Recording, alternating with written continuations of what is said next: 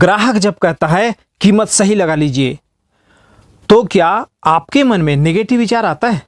अगर ग्राहक के प्रति मन में नेगेटिव विचार आता है तो इससे व्यापार को क्या नुकसान हो सकता है? ऐसे ग्राहकों को हैंडल करने का सही तरीका क्या है? इन सभी सवालों का जवाब इस वीडियो में मैं देने वाला हूं। दोस्तों, अभी हाल ही में किसी सब्सक्राइबर ने यह सवाल किया और मुझे लगा कि ना जाने कितने लोग ऐसे परेशानी का रोज सामना करते हैं। इसलिए मैंने ये वीडियो बनाना जरूरी समझा ताकि मेरी जानकारी से लोगों को कुछ फायदा हो सके। दोस्तों नमस्कार, मैं मोहन थवाइट एमटेक चैनल में फिर से एक बार आपका स्वागत करता हूं। अगर आप चैनल पर पहली बार विजिट कर रहे हैं, चैनल को सब्सक्राइब कर लीजिएगा तथा साथ ही नोटिफिकेशन के ऑल बटन घंटी को जरूर दबा दीजिए ताकि मेरा आने वाला ऐसा ही यूजफुल वीडियो आप सबसे पहले देख सके। तो सबसे पहले आइए जानते हैं ऐसे विचार मन में आने से क्या नुकसान हो सकता है। पहली बात, एक व्यापारी के मन में ऐसा विचार नहीं आना चाहिए, क्योंकि नकारात्मक विचार आपको ग्राहकों से कनेक्ट नहीं होने देता, जिसके कारण कभी कभी ग्राहक पर गुस्सा भी आ जाता है। कभी व्यवहार में ना चाहते हुए भी रूखापन आ जाता है और ऐसी आदत ग्राहक को शॉप में बार बार आने से रोक देता है। ग्राहक का क्या, जैसे ही उसे किसी व्यापारी का बिहेवियर थोड़ा भी गलत लगता है तो वो उस व्यापारी के बारे में कम से कम 100 बार निगेटिव चर्चा करता है और बिल्कुल इसके विपरीत वही ग्राहक सही व्यापारी के गुण की तारीफ केवल 10 बार ही करता है। इससे व्यापार का ग्रोथ सही रफ्तार से नहीं होता। इस तरह की छोटी छोटी बातें साल 2 साल में व्यापार में बहुत अंतर भी ला सकता है। दूसरी बात, नेगेटिव विचार से ग्राहक को हैंडल करेंगे तो आपके अंदर जोश और उत्साह के बजाय मानसिक तनाव या फ्रस्ट्रेशन आने लगेगा, जिसके कारण शाम होते होते सिर बोझिल और शरीर में थकान भी होने लग जाएगा। और तीसरी बात, कई व्यापारियों के साथ तो ऐसा भी होता है कि जब वो घर वापस जाते हैं थके हारे तो परिवार के किसी सदस्य के मामूली सी बात पर उन्हें गुस्सा आ जाता है और वहां पर भी तनाव का माहौल उत्पन्न हो जाता है। दोस्तों, केवल यही एक कारण ही नहीं है, और भी बहुत से सिचुएशन की वजह से मन में नकारात्मक भाव उत्पन्न होता है।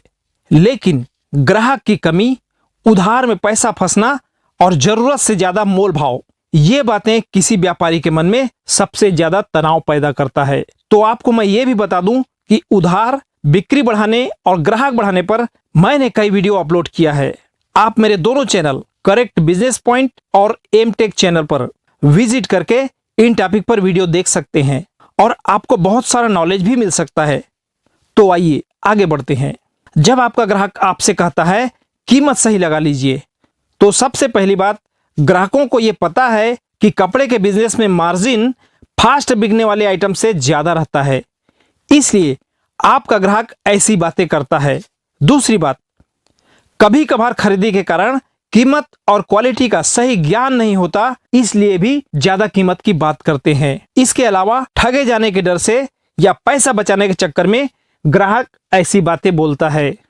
जब ग्राहक ये बात बोलता है तो आपको शायद ऐसा लगता है कीमत और मार्जिन हमने सही रखा है और सही लगाया है, साथ ही रिलेशनशिप को बिल्ड करने में, लोगों को इज्जत देने में कोई कमी नहीं की।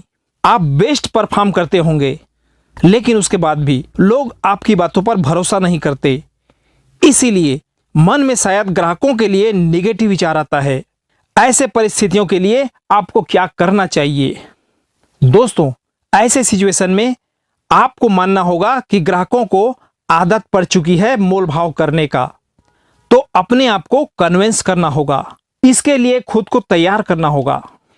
आगे जानते हैं इस तरह के ग्राहक को कैसे हैंडल करें। अगर आप कीमत कम नहीं करना चाहते हैं तो अपने अंदर कन्विंसिंग स्किल को डेवलप कीजिए। लोगों का सवाल जैसा होता है आपका जवाब भी उसी टॉपिक पर होना चाहिए। साथ ही अपने बिजनेस करने के तरीके को भी इंप्रूव करते रहना चाहिए। आइए जानते हैं ऐसे ग्राहक को कैसे हैंडल करें। जैसे नंबर 1, ऑनलाइन व्यापार ने लोगों को छूट और डिस्काउंट की लत लगा दी है। यह भी एक कारण है कि लोग जागरूक हो गए हैं और डिस्काउंट की आदत डाल दी है। इसलिए वक्त के हिसाब से ही आपको कीमत के टैग का इस्तेमाल करना चाहिए, साथ ही सही मार्जिन तय करना चाहिए।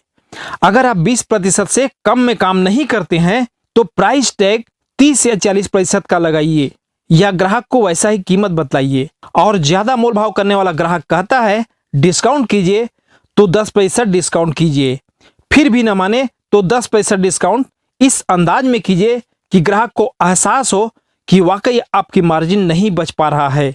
जिन ग्राहकों को आप अच्छी तरह से जानते हैं कि वो मोल भाव नहीं करते हैं, उन्हें पूरा कीमत बताकर कह सकते हैं इसमें 20% आपके लिए डिस्काउंट है या फिर इसका ये कीमत है। और जब ग्राहक कहे डिस्काउंट के लिए तो आप कह सकते हैं इसमें 20% डिस्काउंट हो जाएगा। जब लोग बोले कि हम आपके ग्राहक हैं, एक और सवाल गौर कीजिएगा, इसके जवाब को किस तरह से दे सकते हैं। एक एग्जाम्पल बता रहा हूं। जब ग्राहक बोले कि हम आपके ग्राहक हैं, यही सोचकर आते हैं कि आप हमें सही कीमत लगाएंगे, तो आपको उन्हें कन्विंस करना है।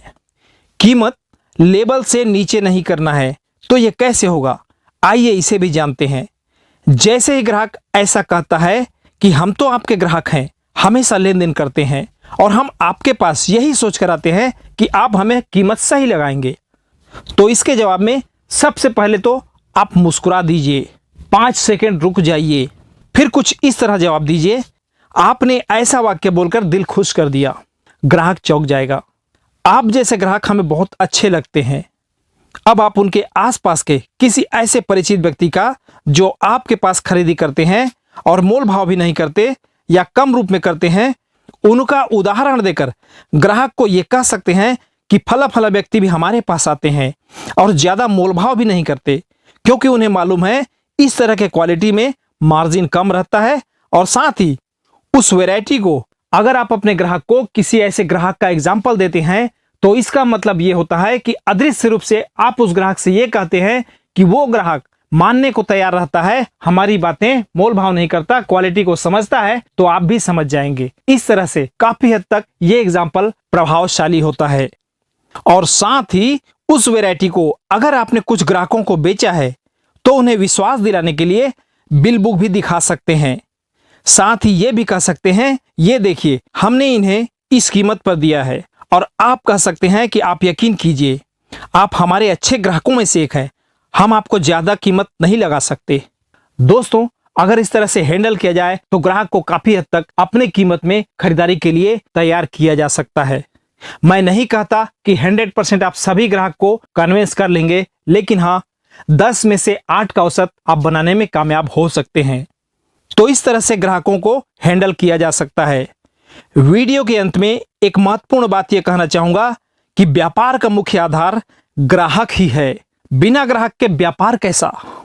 जिस व्यापारी को ग्राहकों के ऑब्जेक्शन को हैंडल करने में मजा आता है, वो कस्टमर हैंडलिंग की प्रक्रिया में उतना ही ज्यादा माहिर होते जाते हैं, क्योंकि इस सिचुएशन में उनका दिमाग फ्री होकर कार्य करता है, जबकि तनाव या टेंशन आने पर सही इफेक्टिव टेक्निक भी प्रभावशाली ढंग से कार्य नहीं कर पाता, बेअसर हो जाता है।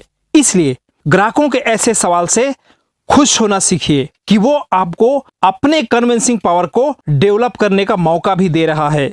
दिल से लाइक कर दीजिए। अगर ये वीडियो आपको पसंद आए, अपने दोस्तों और रिलेटिव को ये वीडियो शेयर करें जो रोज ऐसी परेशानियों का सामना करते हैं। इस वीडियो के बारे में अपनी राय कमेंट बॉक्स में जरूर लिखें। धन्यवाद। जय हिंद। वंदे मातरम।